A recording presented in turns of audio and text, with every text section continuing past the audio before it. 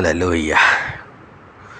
मेरे प्रियो, प्रभु यीशु मसीह निंदा नाम के शब्द से भी घृणा करते हैं और इसलिए प्रभु यीशु मसीह जब टीचिंग दे रहे हैं तो 7वीं अध्याय मरकुस के सुसमाचार में उसके 21 और 22 में यीशु मसीह ने इसको स्पष्ट कर दिया कि जो मन से निकलता है वह मनुष्य को अशुद्ध करता है।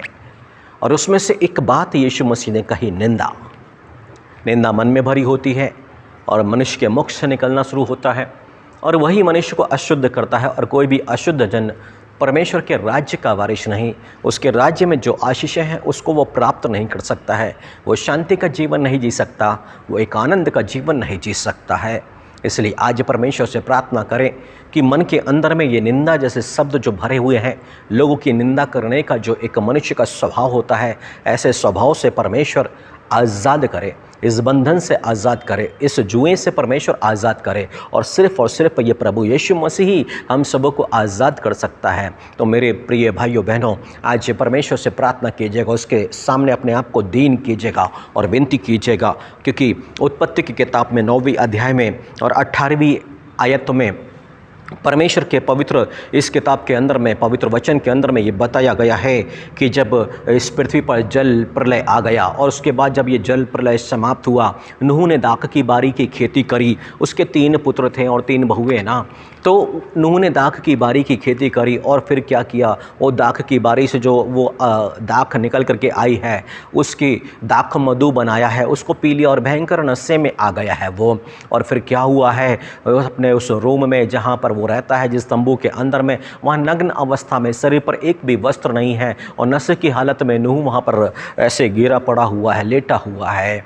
और तभी 3 पुत्रों में से एक पुत्र जो बीच वाला है, जिसका नाम हाम है, वो आता है और पिता की ऐसी स्थिति को देख करके वो बाहर निकल के जाता है और अपने दोनों भाइयों से, जो बड़ा और छोटा वाला है, उन दोनों से वो कहता है और पिता की पूरी हालत का वो बखान कर बैठता है। और बाइबल यहाँ पर ऐसा बताती है, मेरे प्रिय भाइयों और बहनों, जब नूह को होश आया ना, तो उसने अपने बेटे को श्रापित किया है कि अब कनान का पिता हाम श्रापित है, उसका वंशज भी श्रापित हो गया। मालूम है, आप परमेश्वर के राज्य की आशीषें नहीं पा सकते, परमेश्वर की प्रतिज्ञा के वारिस नहीं। अभी परमेश्वर ने तो अब्राहम को चुना, उसके वंशज को चुना, पर हाम का जो वंशज है ना, कनान, हित्ती, अमोरी, ये सारे के सारे जो भी कुछ इन्होंने मेहनत करी वो सब इनके हाथ से जाता चला गया। और किसने? प्रभु के लोगों ने सब चीज़ों पर अधिकार किया। मतलब कि ऐसे श्रापित लोग जो निंदा करते हैं, वो और उनकी संतान भी ना श्रापित हो जाती है और फिर उनके जो मेहनत का, परिश्रम का जो फल है ना,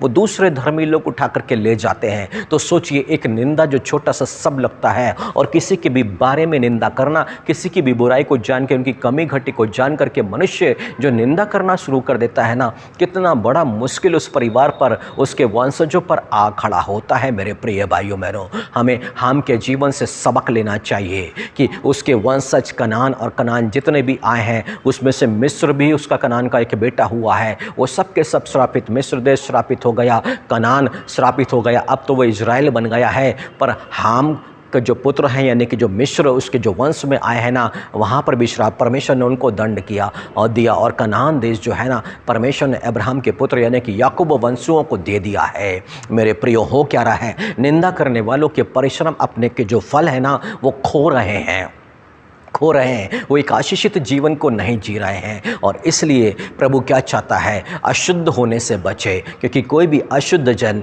उसके स्वर्गीय में, नवीन यरूशलेम में प्रवेश नहीं कर सकता। इसलिए अशुद्ध होने से बचे, क्योंकि लिखा हुआ है, जो मन में भरा है और जो उसके मुंह से निकलता है वही मनुष्य को अशुद्ध करता है। इसलिए यीशु मसीह ने कहा, जो मन में भरा है उसे दान कर दो। Hallelujah, hallelujah. जो शैतान उसके अंदर भरता उसी को दे दो, उससे छुटकारा पालो और एक आशीष और शांति का जीवन और अपने मेहनत और अपने परिश्रम का फल का आप ही आनंद ले सके। यही बस परमेश्वर चाहता है। आज के इस वचन को ग्रहण करें, अपने आप को अशुद्ध होने से बचा लो प्रियो। निंदा ना करें, निंदा करना छोड़े, परमेश्वर से प्रार्थना करें, वो आपको छुटकारा देगा। आइए प्रार्थना करेंगे।